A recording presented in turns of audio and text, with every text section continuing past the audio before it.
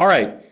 Ukraine peace deal. As I said, everybody's meeting in Paris today. Jared Kushner and Steve Witkoff have better things to do than lost causes, so they at least think there's something to it. There's a report today. Here's the Reuters headline: Ukraine's allies meet with aim to make security pledges concrete. There's even talk again of some American military involvement that goes beyond intelligence and weaponry, but American forces. I'm still skeptical that that would ever be agreed to. So here's Zelensky's post on X from earlier today. These talks are meant to deliver more protection and strength for Ukraine. We are counting on our partners' support and on steps that can guarantee real security for our people. Thank you for everyone who stands with Ukraine. Kevin, what I'm hearing from people in the national security community is they have to do this, they have to see it through, but that every indication now is that Putin is not going to agree to anything and that this is dead. So what happens? Let's just, again, we'll try to be forward looking. If they determine Putin can't make a deal, won't make a deal, does the president walk away from Ukraine? I think he does. We're coming up on 4 years of this invasion of Ukraine by the Russians. They've danced around quite a bit. Obviously, Zelensky was at Mar-a-Lago this past weekend, had a press conference, said we're very close.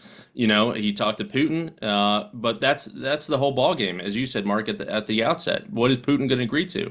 He's already said, not just American forces or boots on the ground in Ukraine with security guarantees, but any kind of foreign troop in Ukraine is a non-starter for the Russians. They want to take more land that they've not even captured at this point when it comes to Donbass. And that's a non-starter for Zelensky. So, again, I think, the president likes to set these expectations out there, especially in these press conferences and things like that, obviously beyond what, happened in Alaska. But I don't think they're anywhere closer to a deal than they were last year. When we talked about this right before the end of the year. So, again, you've got this coalition of the willing with France and ironing out these security guarantees today. But I doubt anything is going to really come down to it because Putin is not on board with anything. Eric, if the president stops doing military aid, additional sanctions are still possible. Where do you think they'll head if it's clear Putin won't make a deal?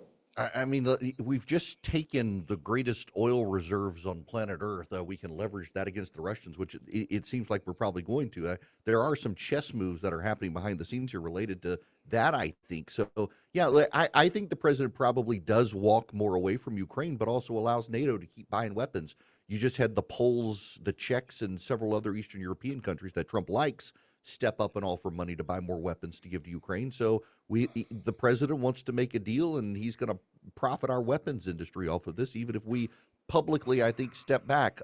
It seems like, and this is, and again, I don't have the insider information here on this one. Mark, you might, but it seems like he's given Rubio the Western Hemisphere so that Vance can scratch his itch on getting out of Ukraine. But we're too entangled with the European partners, whether we want to be or not, to completely walk away. Yeah. So here's let's Polymarket this as well. Will there be a ceasefire by the end of this year? Polymarket bettors pretty bullish on the prospect of a ceasefire by the end of the year, compared to I think where a lot of people in the Trump administration are, and where Zelensky seems to be. Sorry, that's the wrong one. That's the Greenland. Put up the right one. 45% chance be a ceasefire by the end of the year, according to Polymarket bettors. You can bet on anything on Polymarket, and politics is one of them, and international relations. 45%.